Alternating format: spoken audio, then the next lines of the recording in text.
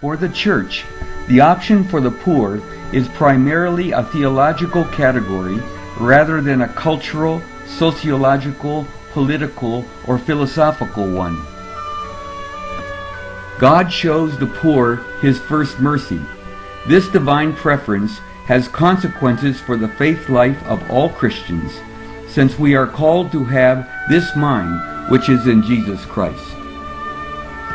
Inspired by this, the Church has made an option for the poor. Pope Francis says, "This is why I want a church which is poor and for the poor." We are called to find Christ in them, to lend our voice to their causes, but also to be their friends, to listen to them, to speak for them.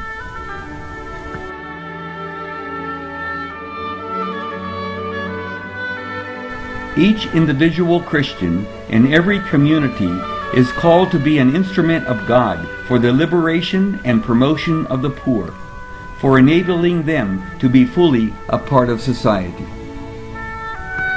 The first great issue, which Pope Francis says strikes as fundamental at this time in history, is the inclusion of the poor in society.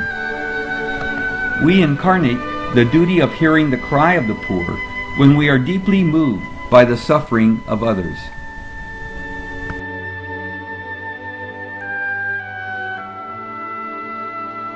For Pope Francis, Jesus' command to feed my sheep means working to eliminate the structural causes of poverty and to promote the integral development of the poor, as well as small daily acts of solidarity in meeting the real needs which we encounter.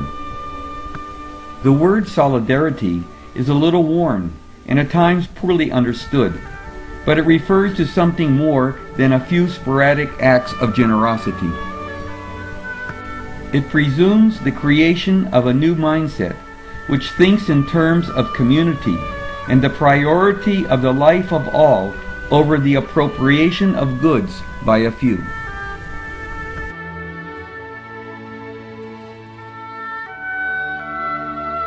Pope Francis reiterates the words of Pope Paul VI in Octogesima Adveniens, written in 1971, and Populorum Progressio, written in 1967. The more fortunate should renounce some of their rights so as to place their goods more generously at the service of others. To speak properly of our own rights, we need to broaden our perspective and hear the plea of other peoples than those of our own country. We need to grow in a solidarity which would allow all peoples to become the artisans of their destiny, since every person is called to self-fulfillment.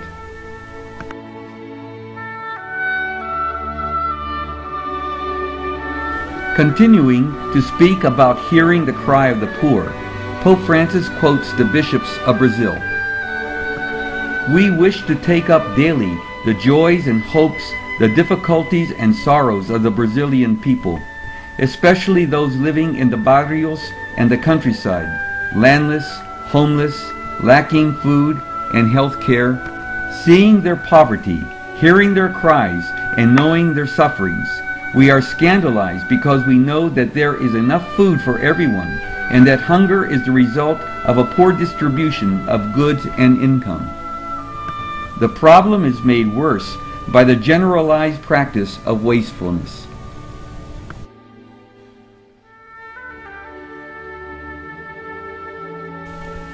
Evidently, wanting to make sure that we understand the magnanimity of the call, Pope Francis uses Pope John XXIII's insistence that we must be concerned not just for the dignified sustenance of all people, but also for their general temporal welfare and prosperity.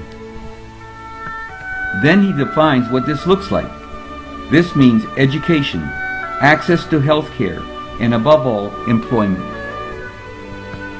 For it is through free, creative, participatory, and mutual supportive labor that human beings express and enhance the dignity of their lives.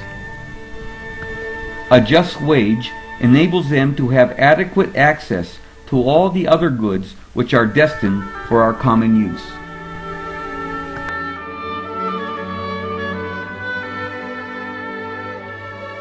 In concluding, Pope Francis exhorts us strongly. None of us can think we are exempt from concern for the poor and for social justice.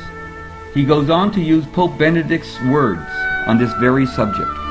Spiritual conversion, the intensity of the love of God and neighbor, zeal for justice and peace, the gospel meaning of the poor and of poverty are required of everyone.